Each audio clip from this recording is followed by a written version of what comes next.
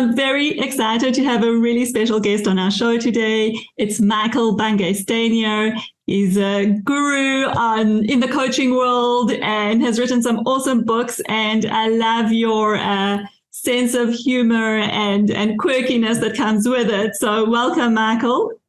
Oh, Daphne, thank you for having me. I'm happy to be here. And I'd like to start with just a quick bio of who you are to let our listeners know. So Michael helps people know that they're awesome and they're doing great. And I love that, Michael, because I know you sign off your emails with that. And it's just really an awesome reminder for people. He's best known for The Coaching Habit, his best-selling coaching book. And it's also a recognized classic in the coaching world. His most recent book, How to Work with Almost Anyone, shows us how to build the best lives, how to build our best possible relationships with the key people at work. Michael was a Rhodes Scholar. He's Australian and lives in Toronto, Canada. And you can learn more about him on his website, which we'll put in the show notes. And I'm really, really, as I said, excited to have you here. I always like to start with a quirky story. So I know you've got some of those for us. So I don't know, let's talk about the balloon incident. I'm curious. What is that about? Well, it's funny, isn't it? When you read people's bios, when I send you my bio, I'm mostly trying to make me sound good and interesting. And but I read once that from, I think, George Bernard Shaw said, you should never believe anybody's bio that doesn't have some kind of defeats and miseries and hardships in them, because we all have those. So, in my full bio, I tell some stories like when I was in high school. And I'm actually visiting Canberra, my hometown where I grew up in Australia. So I went to high school here. And when we got to the final year of high school, year 12, 17, it's a big deal. We spent 6 years in the system and you're like, okay, how do we celebrate? But the problem was that the class the year before, when they left, they caused carnage. They put weed poison on the fields and wrote rude letters in them. They brought in a flock of sheep and had a flock of sheep in the middle of the school. They put glue in all the locks had to be changed. So it was a kind of fairly expensive, damaging kind of series of pranks that they got up to. So our headmaster said, look, it's my last year as headmaster. After 40 years of being the headmaster, I wanted to go without a hitch, no funny business. Now, it sounds like your school does not have reputation for no funny business. I think that was falling on deaf ears, right? Right. So I was like, I get the whole thing about we don't want to destroy things, but it's our last year. We need to do something celebratory. So my friend and I had this idea of filling up our chapel, because there's a Church of England school, just with some helium balloons. So we snuck in the morning at like 5 o'clock in the morning with our helium balloon container and balloons.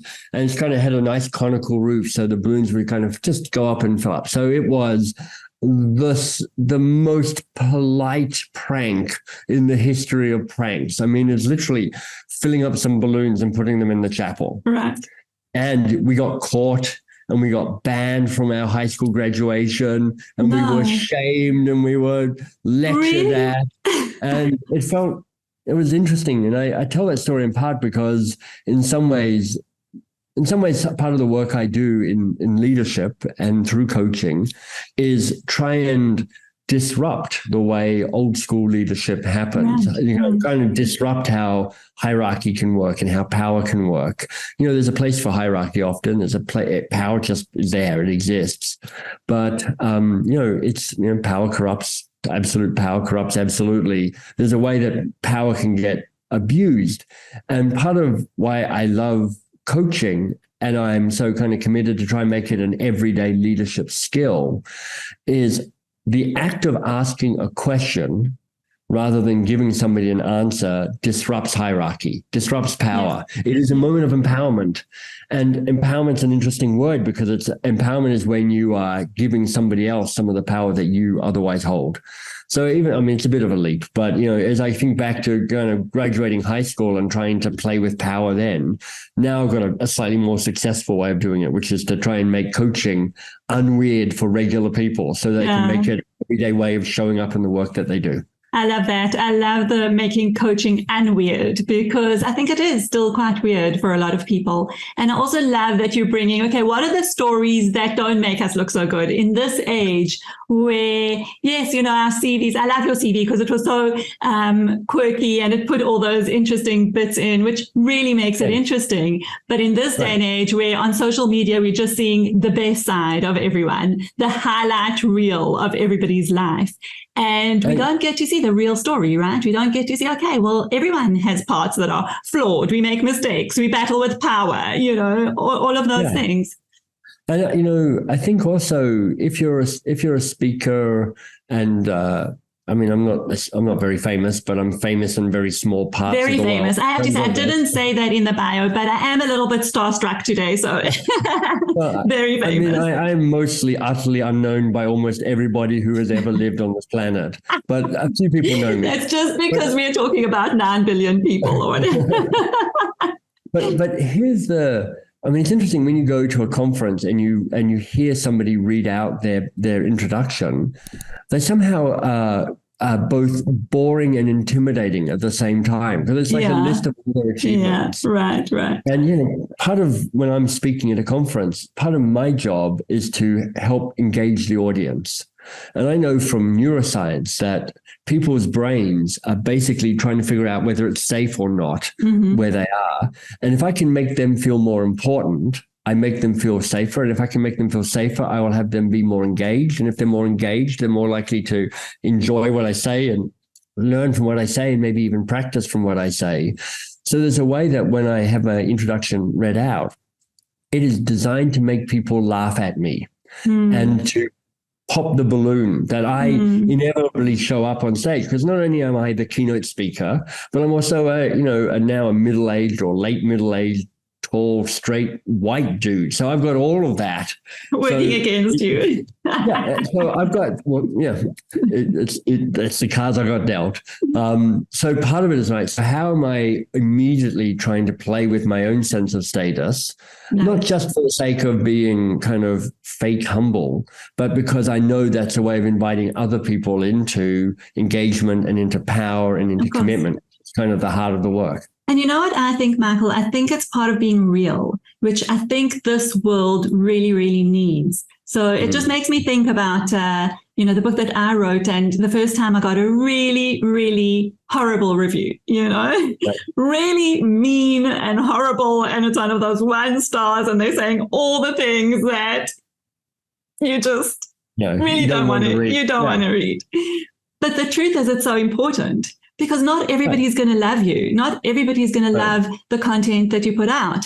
And when you get that bad review, it's saying, oh, this is a real book. These are real reviews, because people are sharing honestly what they think. And I think that's part of it. How do we bring the real selves into this, our good sides and our not so beautiful sides, and just be real? And I think this world is lacking a lot of that. It's interesting. Well, thank you. I appreciate you saying that. But it's interesting talking about reviews, because there is a difference in my mind between humility, which what I mean is kind of, for me, humility is, I guess, kind of having my feet on the ground so that I know the best of me and I know the not best of me. And I go, it's the package. I'm all of that. I had a meeting with my team today and I'm like, look, here's what I'm really good at, but here's how I've been leading us all astray for the last 12 months. So when Ainsley, who's a key part of my team, is saying we need more of this and less of that, listen to Ainsley, because I agree with her, even though I'm doing all of this stuff over here. Even though you don't really want to. Even causing the distraction. So that's part of humility. And I always strive for this kind of idea of a humble confidence. I'm confident in who I am. I believe in who I am. And I also know that I'm a mixed bag. I've got some good things. I've got some bad things. Reviews, particularly kind of vaguely malicious reviews. Like I've had some great 1-star reviews. Like my favorite of all time is the great 1-star reviews. I love that. Few, like my favorite. What's your best 1-star review? Well, my favorite is, this is the worst book ever written. And I was like, that's a big statement. I mean, it means she's read every book ever written, which is a lot. Right. And she's decided to rank them all, and mine is the worst of all of those books. It's also like my TEDx talk. My favorite review on that is, I tried to watch this, but his trousers were too tight. And I'm like, oh my gosh. But they're actually not about me. No, so it's not. Like, it's not. It's not about me understanding my weaknesses and my full humanity and the full catastrophe, as they say. It's the good and the bad. That's their side of the table, and I'm not going to worry about their side of the table. They've got their own stuff going on. Exactly, it is. It's a reflection of who we are. When we put out something into the world, it reflects our internal world as well. But I have to share with you, I think I've got a couple. I don't have a huge amount of reviews, but I've got a few. And the one just said something about what a colossal waste of money. And I thought my book was like $12.99. Really? Yeah. You would buy maybe a cup of coffee and a sandwich maybe for that, like a colossal waste of money. You'd think. Well, it depends. If it was $12.99, then come on. If it was $1,299, then that was quite an expensive book. Right. But you're right. But I'm like, it's like, that's on them, not on you. I remember reading some famous author, Ray Bradbury, who wrote Fahrenheit 451. He said, you got to treat your reviews, the good and the bad, equally the same. They're like, true. They're so they're true. Interesting. They're not the truth. Right. You know the truth. Exactly. And I think that's a really good point as well. Is like, you can take then those 5-star reviews and that, really praise your book, and you can bask in the glory of the praise and enjoy it. But also put it in perspective, because it's not everything. If we're saying the bad reviews are an external reflection of your internal world, then the good reviews are as well. And it's really not that much about you. So I think that's just a very good point as well. Put everything in perspective, right? Exactly. So I have an interesting, and this leads me to think about something that you wrote in that questionnaire that I sent you before we met. And you wrote something about being a really bad CEO. I think that's how you put it. Or you're not a really good CEO. I can't remember exactly the words, but something like that tweaked my interest. They are both true statements. I'm not a good CEO, and I'm also a pretty bad CEO. So I'm a founder. So I'm a great starter of things, and I have some real talent. Like, one of my talents is, just like we were talking about with coaching, which is to like unweird things. So, with this new book, How to Work with Almost Anyone, I'm trying to, in some ways, unweird psychological safety, because that's a term that we all understand and we've all heard. But if I go, so do it now, do psychological safety, most people are like, I'm not quite sure how to do that. I think it means just being nice. And I'm like, it means more than that. Mm-hmm. So it means I've got much some more talent. than that, actually. Yeah. I've got some really good talent, which is like helping make complicated ideas feel simple and doable for people. Turns out that isn't the same as being a CEO of a company. And, and this is kind of what we were talking before about, kind of understanding the kind of the mix of who you are. I'm like, my job is to try and amplify the very best bits of who I am so I can be in service to the world. Like, I'm really clear that I think one of the best ways I help make our world a bit better and make people a bit happier and make people find a fuller expression of the best version of themselves is to come up with ways and means and tools and language and stuff that make people go, oh, I could do that. You have to kind of have the courage to do that. I need to find people to do the other stuff for me. Right. So, and I'm not very good at that either. I mean, honestly, I've got a bit of a control thing going on. So I'm like, I don't know. A little bit. Yeah, a little bit. So one of the things I'm proudest of actually is for Box of Crayons, a training company that I started 20 years ago, finding Shannon, who's our CEO and has been for the last 4 years now, and not screwing that relationship up, trusting her enough, doing the work with her and me and our coach who helped us with the transition so that we gave her every chance of succeeding and me every chance of not getting in the way of her success. I love that. I think this is such a good point that you're making is, firstly, know what your talents are and do those. Know where you need support and hire people to do the things that you're not good at. And the key part of that is don't then get in the way of the people that you are trying to employ to support you and make your business a success. And I think that's key, is that don't get in the way. Yeah. So in this new book, How to Work with Almost Anyone, there's this idea of a keystone conversation. I love that. I love how you define that. The big idea is like, if you're going to start working with somebody, have a conversation about how you work together before you get into the minutiae of what you're working on. Right. And I suggest 5 questions there. And the first one, and this is kind of the connection I want to make. The first one is like, what's your best? And it's actually an opportunity for you to sit down and tell the other person. So what is the stuff that lights you up and gets you excited? When do you shine? When do you flow? Because they don't actually know, and you don't actually know. And as a kind of a nuance around that, Daphne, one of the exercises that you can do in this book is to start teasing apart for you, what's the difference between what are you fulfilled by and what are you good at? Because in the context of leadership, if you're leading a group of people, you're like, how do I bring out your best? Mm-hmm. Well, you have to know what their best is. That is really helpful. It turns out, if you want to bring out their best, know what their best is. And you can make up a whole lot of stuff, but it's even better if they can start telling you what their best is. Yeah.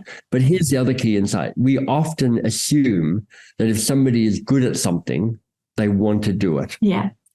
And I find, like, the older I get, the more I am good at stuff that I don't ever want to do again. Mm-hmm. I'm like, give us an example. Email, accounting, managing the numbers, project management.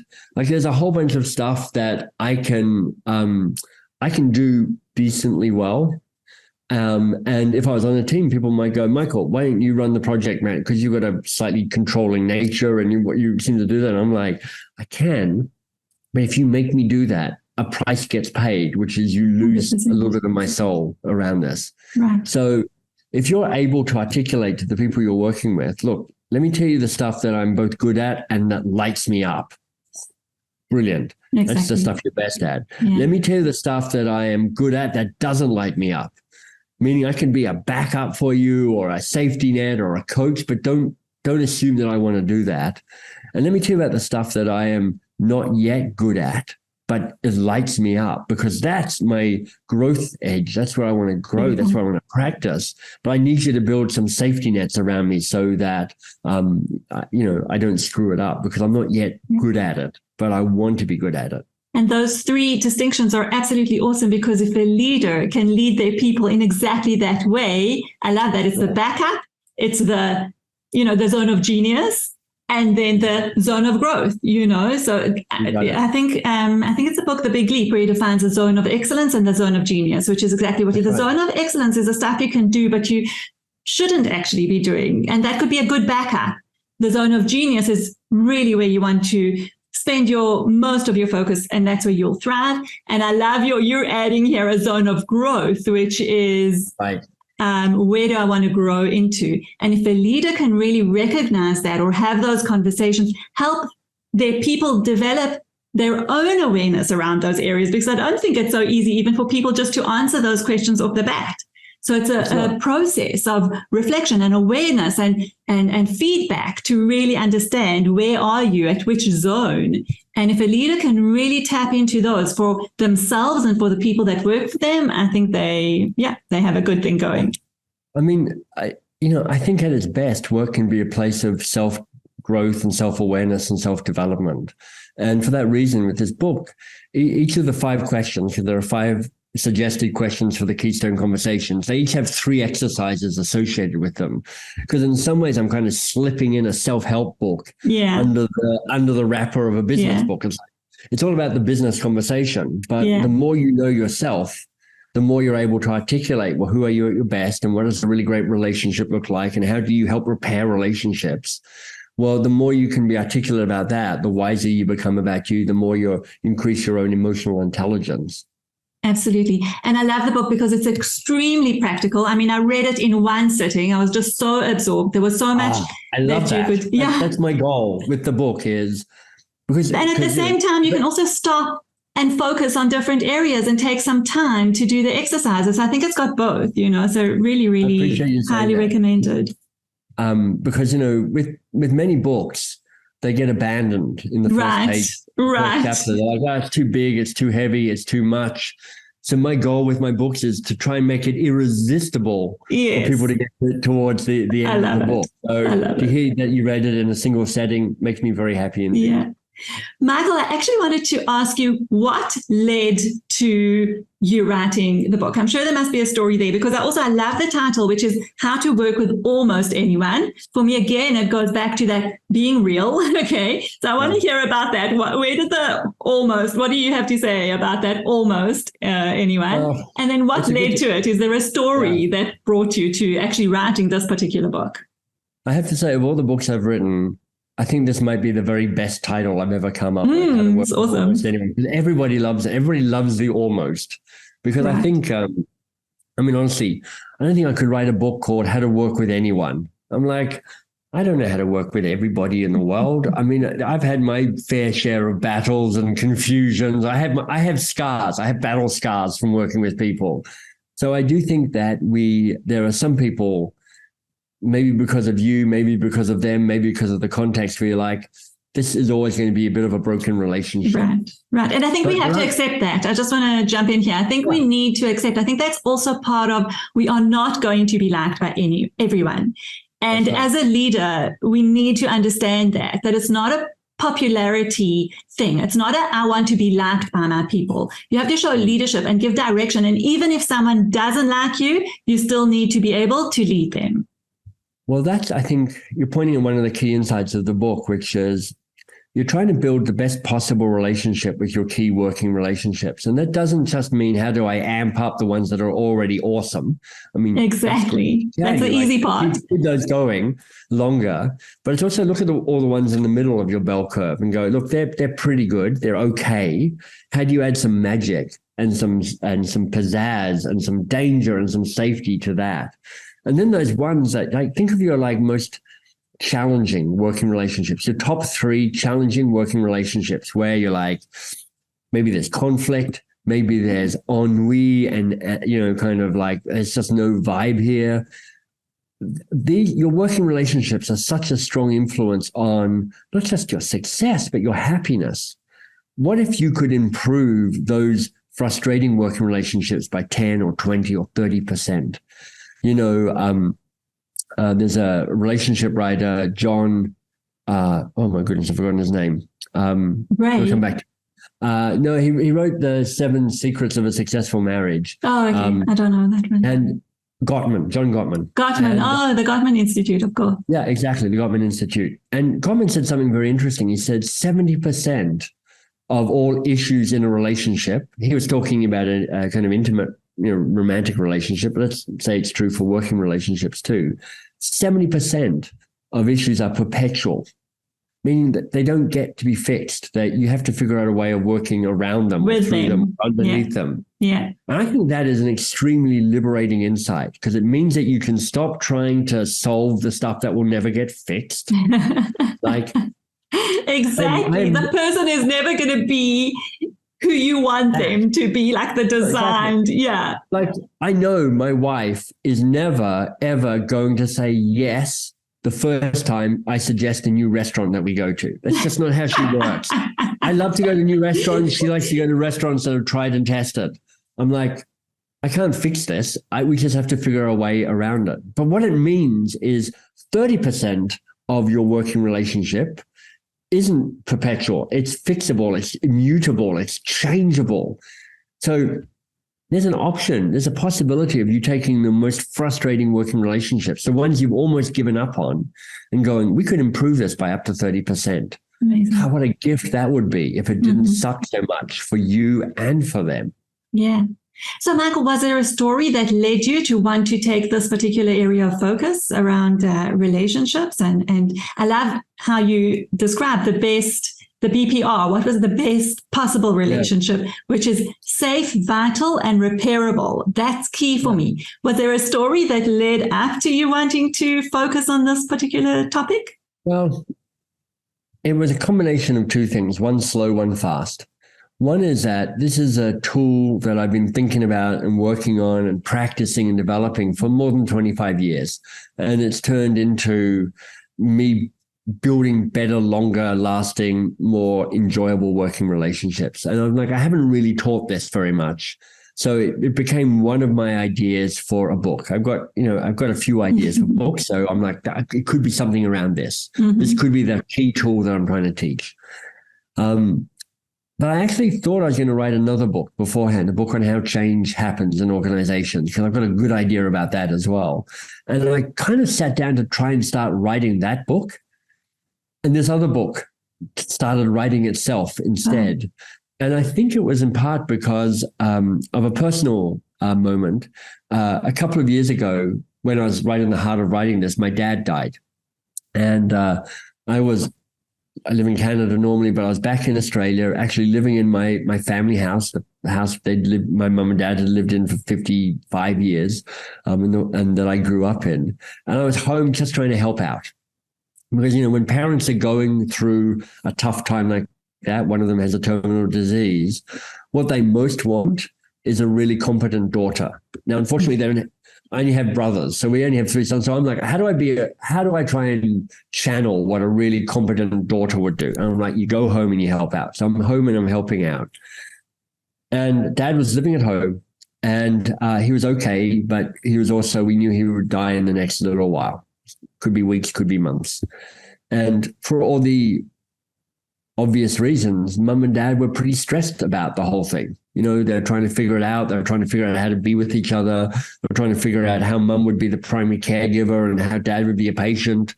And it was, they were doing brilliantly, and it was also a bit stressful for everybody.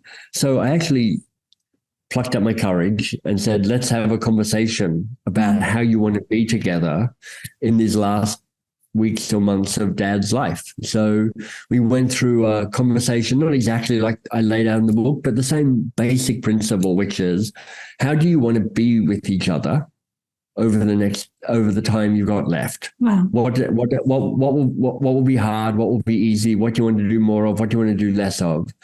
And I really wanted to, I guess, try and not just make Dad's last days as pleasant as possible, but make Mum's memory of Dad's last days as pleasant as possible, because they'd had such a great relationship for 55 years or more.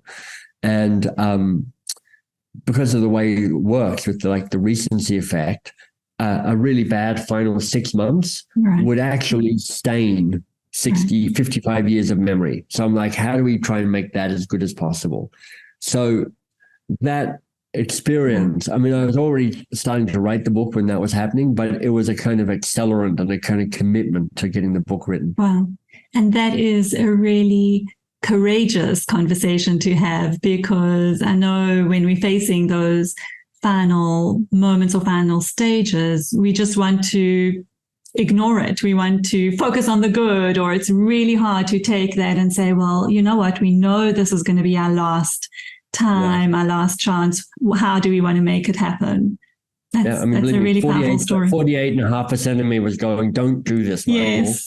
51% was going, you should probably do this. So I was like, okay, I probably should do this.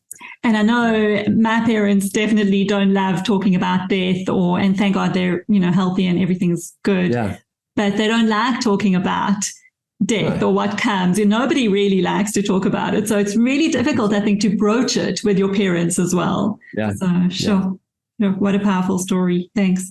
And I just want to touch on one more thing that you bring up in the book, which I think is so important. And it really is highlighted in the story that you just told us, which is be the person who starts, right? Yes. How often do we sit back and wait for the other person to bring it up, or to start the topic, or to touch on the difficult part?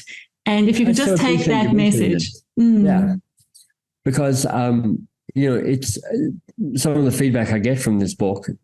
I haven't yet got a review saying this is the worst book ever written, but some of it's like, this feels pretty difficult. And I'm like, this is pretty difficult. It is difficult. Or at least it's unusual. And it's not commonplace. And of course, so much of what I'm trying to do is make it feel less scary and make it feel less weird. That's why it's so practical. That's why it's full of scripts and the like. But unweirding difficult conversations, right? Unweirding difficult conversations. That's what I hope to achieve with this. But it takes somebody to be brave enough to say, why don't we try this out? Yeah. And so there's a saying I heard recently, which I love, which is nobody likes to be the first person to say hello, but everybody loves to be greeted. So I'm like, so be the person who says hello and says, let's talk about this. Let's give it a shot. Yeah. Because the worst that can happen is we have a slightly awkward conversation that doesn't help. And the best that can happen is we actually rethink and we reanimate our working relationship. Yeah, that's awesome. So we're coming to a close. And before we close off, I really want to ask you, what is something really important that we maybe haven't talked about or haven't touched on? Well, normally when people ask me that, I talk about be the person who reaches out, be the person who starts. So I love that you got there first. Perhaps one other insight I take from the book is that this idea of a keystone conversation is the big idea. Have a conversation about how you work together. And you want to do a bit of preparation. That's kind of what we talked about increasing self-knowledge, being the person brave enough to start. But then also, once you've had the keystone conversation, you're not done. It's not a kind of done and magic happened. There's a whole thing that follows that, which is maintenance. How do you maintain the health of this working relationship? And in some ways, there's a short-term win in the keystone conversation, which is you find out stuff about the other person. But the more subtle win is you both have permission now to keep checking in and talking about the health of the working relationship. Yeah. So if you're brave enough to do this, or you just feel if you're 52% brave, like I was with my mum and my dad, know that what you're also doing is giving this ongoing permission to keep caring and keep co-creating a strong working relationship together. Yeah. And, this is a podcast about leadership. And it means that everybody who's listening will have heard the saying, people join organizations, but they leave managers. So don't be that manager. And one of the ways you don't be that manager is you have a keystone conversation with people. Yeah. And I love that. Be the one who starts and continue to follow up. Because I think that's a really important point. Like starting it and having one conversation is not enough. It's actually just the beginning of a process. So, yeah, that's really, wow, what a conversation. I think the time has just flown by. And thank you again so much for being here. Yeah, we will put all the details in the show notes, the book details, your website, how people can get hold of you. Is there anything else that you want to say before we say goodbye? Well, let me ask you, this is a question from the Coaching Habit book. It's the last question, the learning question. It's like, so what was most useful or most valuable for you? You've done a lot of these interviews, but I'm wondering if there's one thing that in particular that you took from our conversation. What was most helpful? It was most helpful. And it's so interesting for me how these things evolve because, as I've said to you before, I don't script I have a few questions prepared, but I don't script it. I don't have a list of questions that we have to make sure to answer. And I really like to go with the flow and have a conversation. And I love that actually from the beginning, we just dived into being real. It often happens in these conversations, as you said earlier, like the bios that you talk about the good stuff and all the wonderful things people have done. And you've done amazing, wonderful things. You've made a real impact in the world. And yet, from the first minute, we dived into the being real, what shows up that isn't great. We spoke about our 1-star reviews, so I just love that. That's what I'm taking away and learning from this conversation. Nice. So important to be real. I think that's part of my value system as well. It's like the real talk. Let's go behind the scenes of what social media is showing us or our highlight reels in terms of our websites and YouTube or whatever else we've got going on and be real. We are human beings. And embracing the fact that there are things that are not working, there are things that we are going to have done really badly, and there are things that are awesome. And looking at the whole picture allows us to go back to our humanity and really see each other for who we are. And to me, that builds trust, builds psychological safety, and builds connection and relationships. So that's what I appreciate about today. Well, thank you for having me on the show. I appreciate it. Thanks so much, Michael.